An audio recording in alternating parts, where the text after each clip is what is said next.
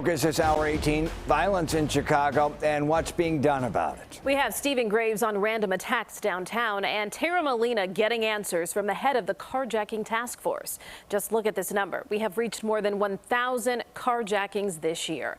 Tonight, in a CBS 2 exclusive, our Tara Molina sits down with the sergeant leading part of CPD's vehicular hijacking task force. What is the task force doing? What are they up against?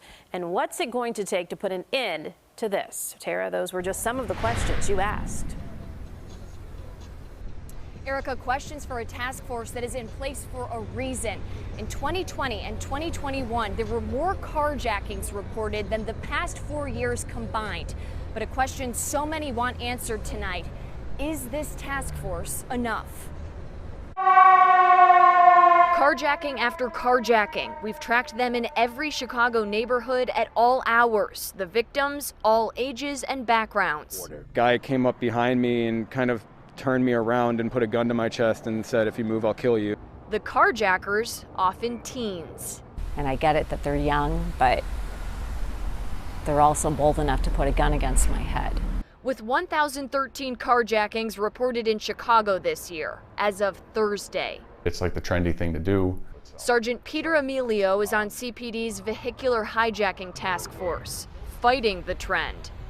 The biggest challenge that we have is that the offenders they don't stop.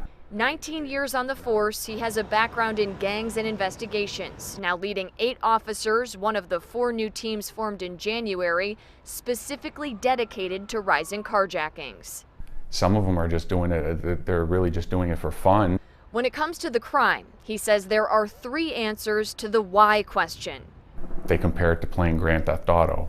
He says some take the cars to use in other crimes. Others? We've had people admit to us that they sold a vehicle for $4,500. We know teens are behind many of the carjackings here. It's something we've been working to put a number on. But because they're underage, we've had to file public records requests to get the data.